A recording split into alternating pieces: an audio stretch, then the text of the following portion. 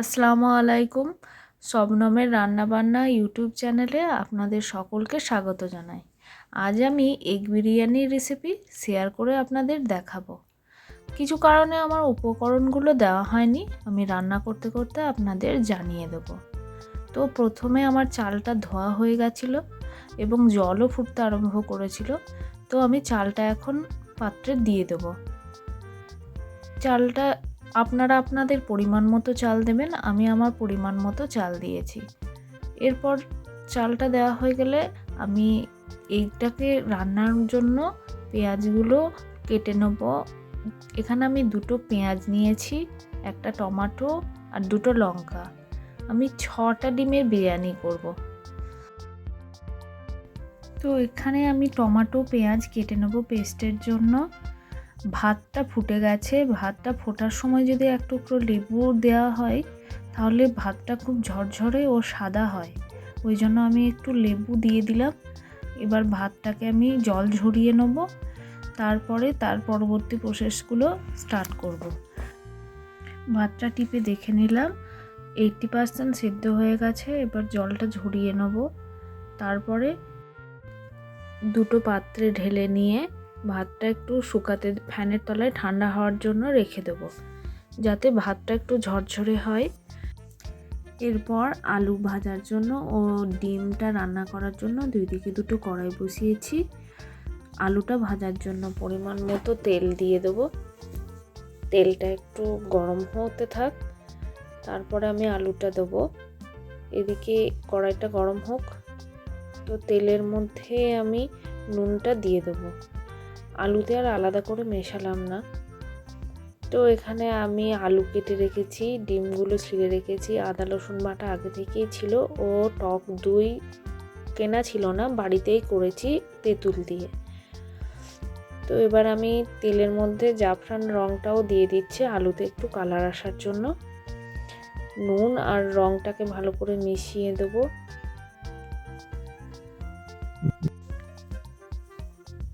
এবার আলুগুলো আমি একটা একটা করে দিয়ে দেব ওই তেলের মধ্যে।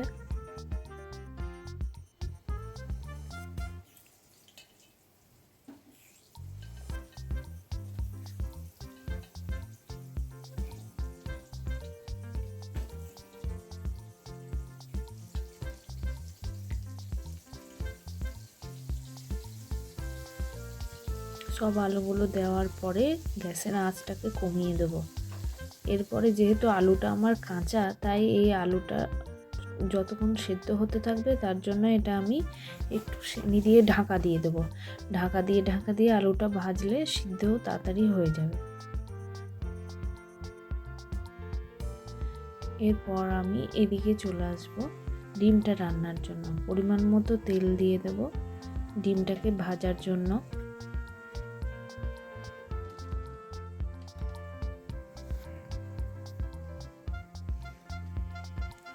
এখানে ডিমগুলো সিদ্ধ করা আছে। এরপর তেলের মধ্যে আমি দিয়ে দেব নুন,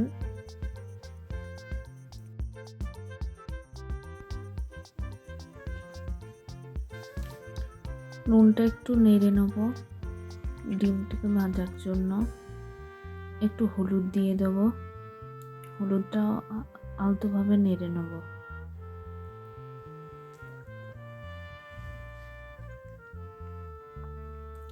ভালো করে কড়াইয়ে ভালো করে তেলগুলোকে ছড়িয়ে দেব যাতে ডিমগুলো লেগে না যায়। তারপর একটা একটা করে ডিম ছেড়ে দেব। ভালো করে ডিমগুলোকে ভাজতে হবে।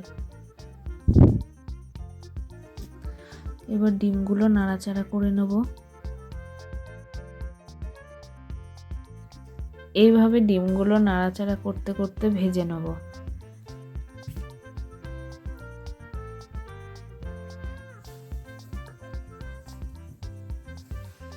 ডিমগুলো একটু বাদামি বাদামি রঙের হলে ডিমগুলো তুলে নেব। ডিমগুলো কালার চলে এসেছে। এবার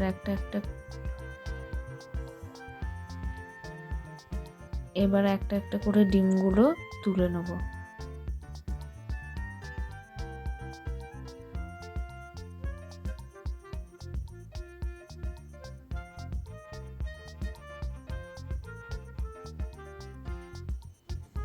এবার ওই তেলেই গোটা গরম মশলার ফোড়ন দেবো, দারচিনি, এলাচ, তেজপাতাটাকে টুকরো করে ভেঙে নিয়েছি। এবার ওই তেলের মধ্যে যে বাটা মশলাটা আছে ওটা দিয়ে দেবো। ওটা তো আগেই বলেছি যে 2টো পেঁয়াজ, 1টা টমেটো, 2টো লঙ্কা আর আদা রসুনের পেস্ট আমার আগে থেকেই করা ছিল, ওটাও দিয়ে দেবো। দিয়ে ওতে একটু নুন দিয়ে দিচ্ছি, নুন দিয়ে একটু ভালো করে নেড়ে নেব। এরপরে ওর মধ্যেই দিয়ে দেবো হলুদ গুঁড়ো, লঙ্কা গুঁড়ো, ধনে গুঁড়ো, জিরে গুঁড়ো। এবারে মশলাগুলোকে ভালো করে মিশিয়ে নেব।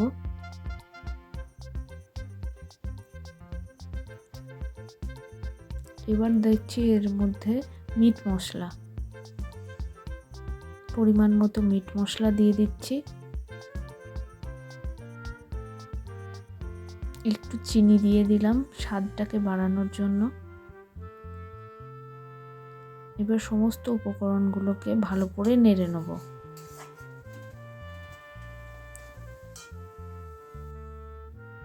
স্বাদ যাতে আরও বাড়ে তাই মিক্সারের পাত্রটাকে ভালো করে ধুয়ে জলটা দিয়ে দিলাম। এবার মশলাটাকে ভালো করে কষিয়ে নেব যাতে এর কাঁচা দুর্গন্ধটা চলে যায়। এদিকে আমার আলু ভাজাটাও একটু করে উল্টিয়ে দেব।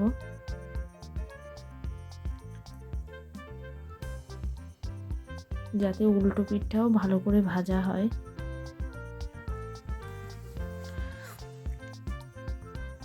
এই যে এখানে যে তেঁতুলের টক দইটা আছে ওটাকেও নিয়ে নিচ্ছি।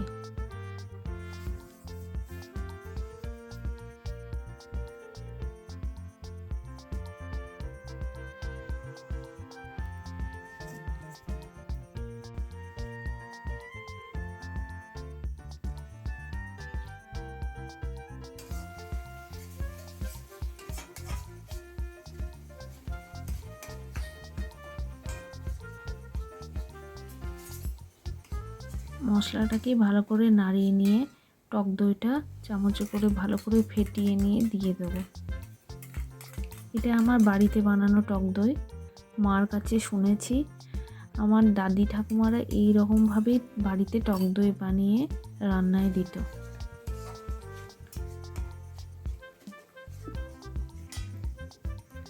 ওই টক দইয়ের বাটিটাও ধুয়ে জলটা দিয়ে দেবো। এরপর ভালো করে মশলাটা কষিয়ে নেব।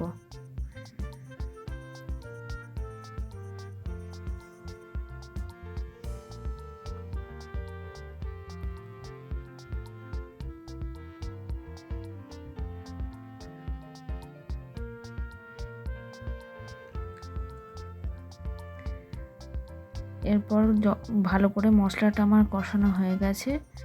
এরপরে জল দিয়ে আর একবার ভালো করে কষিয়ে নিয়ে এটাতে ঝোল দিয়ে দেব। পরিমাণ মতো দিতে হবে। এখানে ডিমগুলো ভেজে রাখা আছে সাইডে, ঝোলটা ফুটুক তারপরে ডিমগুলো দেব। এদিকে আমার আলু ভাজা কমপ্লিট হয়ে গেছে, তো আলুগুলো আস্তে আস্তে তুলে নেব।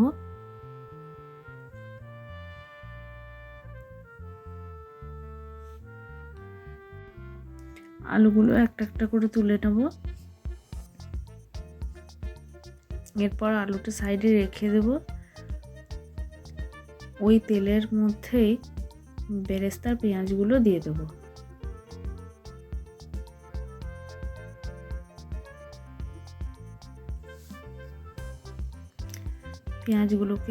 বেরেস্তার পেঁয়াজগুলোকে ভালো করে নেড়ে নিয়ে হালকা আঁচে হতে দেব যাতে বেরেস্তাটা সুন্দরভাবে হয়। এদিকে ঝোলটা ফুটে উঠেছে, আমি ডিমগুলো দিয়ে দিলাম।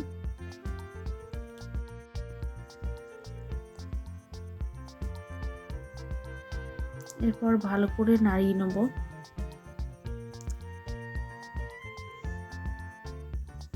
তারপর সামান্য ধনেপাতা দেবো। আমার মেয়েরা ধনেপাতা একটু কম খায় তাই আমি একটু কম দিলাম, আপনারা চাইলে পরিমাণে একটু বেশি দিতে পারেন।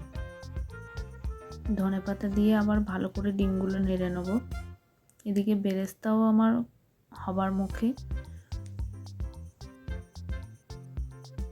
ডিমটা হয়ে গেছে, উপরে একটু বিরিয়ানি মশলা ছড়িয়ে দিলাম।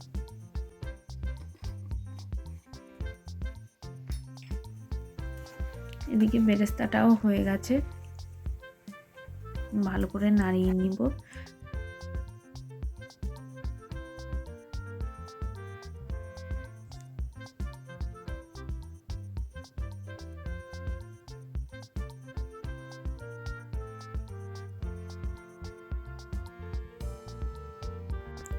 তো এখানে বিরিয়ানিটা সাজাবার জন্য চলে এসেছি। তো এখানে আলু ভাজা, বেরেস্তা, ডিমগুলো সব উপকরণ যা যা লাগবে সব আমি নিয়েছি। ভাতগুলো আছে, আর এখানে আছে ঘি, নুন, মিঠা আতর, দুধের সঙ্গে একটু রং মিশিয়েছি, আর এখানে আছে বিরিয়ানির মশলা করা। তো প্রথমে আমি মিঠা আতরটা ওই জাফরান রং দুধে একটু মিশিয়ে দেবো। 2 ফোঁটা মতো দিলেই হবে।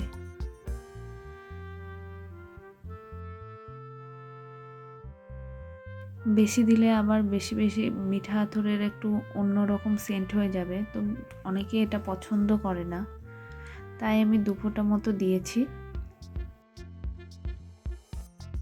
আপনারা পরিমাণ মতো দেবেন।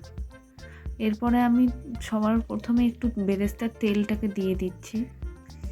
এটা আমি গোটা হাঁড়ির মধ্যে এটা ছড়িয়ে দেবো, যাতে তলাটা লেগে না যায়। ভালো করে ছড়িয়ে দেবো।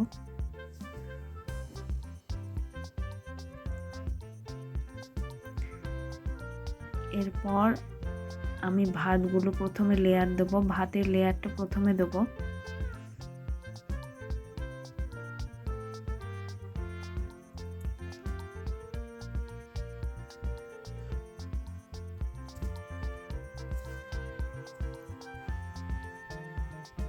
একটু বেশি করে ভাত দিলাম। এরপরে আলু ভাজাগুলো দিয়ে দেবো।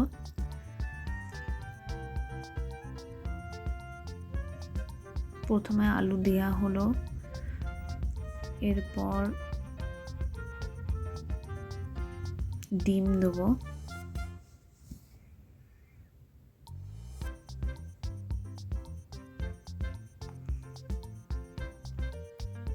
একটু গ্রেভিটা দিয়ে দিলাম। এরপর বেরেস্তাটা ছিটিয়ে দেবো একটু।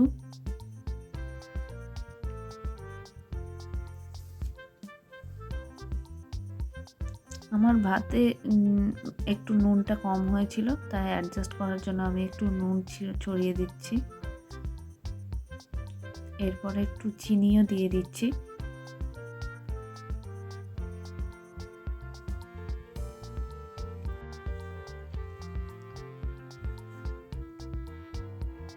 এরপর বিরিয়ানির মেন ইনগ্রিডিয়েন্ট বিরিয়ানির মশলাটা আমি ছড়িয়ে দিলাম।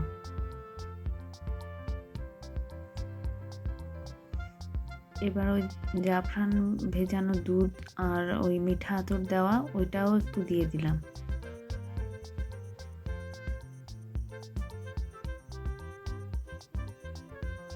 আবার পরবর্তী একইভাবে লেয়ার করব। আবার ভাতটা ছড়িয়ে দিচ্ছি। তারপর আলুগুলো সব দিয়ে দিলাম। ডিমটাও দিয়ে দেব।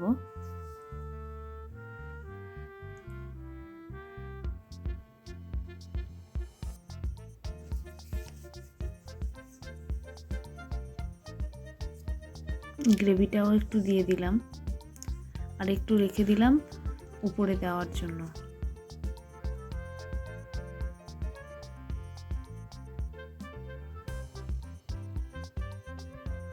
আবার অ্যাডজাস্ট করার জন্য একটু নুন, একটু চিনি দিয়ে দিলাম। এরপর বিরিয়ানি মশলাটা ছড়িয়ে দেব।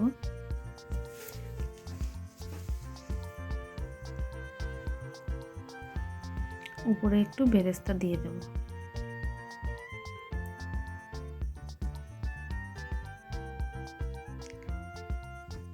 একটু জাফরান ভেজানো দুধটাও দিয়ে দেব।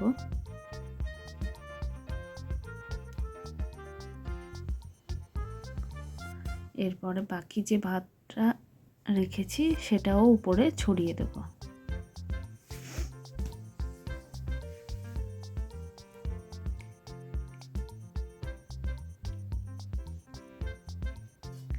তারপরে পরবর্তী যেটুকু গ্রেভি বেঁচে ছিল সবটাই দিয়ে দিলাম।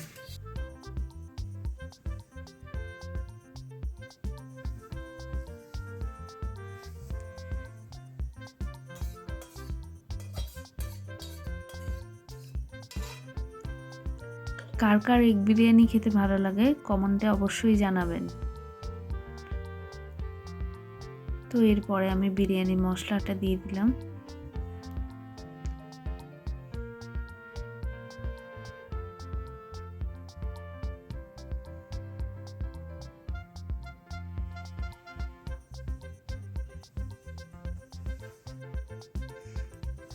এরপরে জাফরান ভেজানো দুধটা পুরোটাই দিয়ে দেব, সব জায়গায় ছড়িয়ে দেব যাতে মিঠা আতরের ফ্লেভারটা সব জায়গায় ছড়ায়।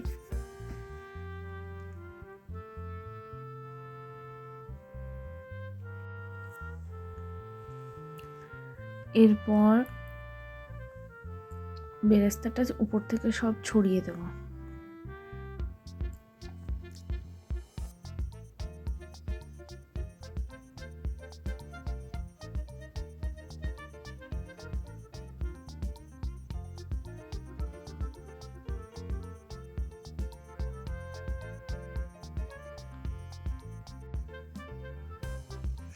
বেরেস্তার বাকি তেলটাও একটু দিয়ে দিলাম।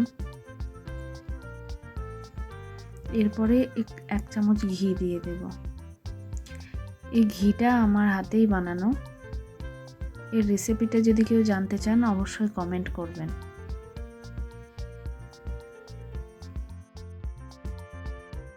এই ঘি তৈরির রেসিপিটা পুরো দেখতে চাইলে আমার চ্যানেলটিকে অবশ্যই সাবস্ক্রাইব করে রাখবেন।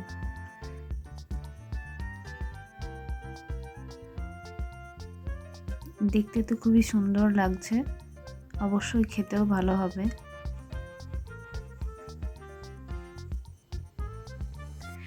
এরপরে পরবর্তী প্রসেসে চলে যাচ্ছি। তো গ্যাসের উপরে আমি রুটি শাকা তাওয়াটাকে দিয়ে দিলাম। তাওয়াটাকে দেওয়ার পরে বিরিয়ানির হাঁড়িটাও চাপিয়ে দিলাম। এরপরে এটাকে ঢাকা দেবো দমে দেওয়ার জন্য।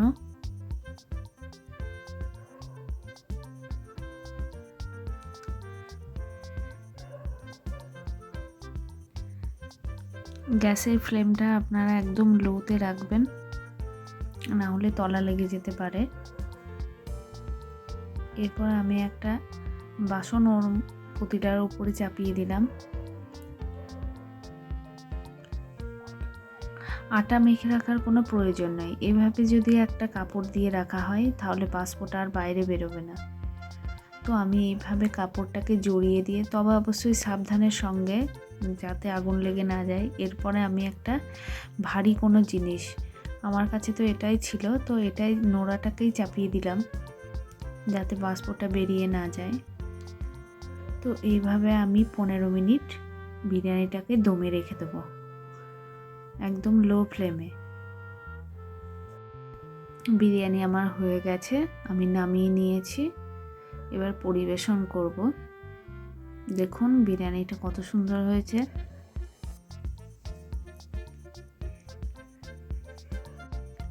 খেতেও খুব সুন্দর হয়েছিল বিরিয়ানিটা।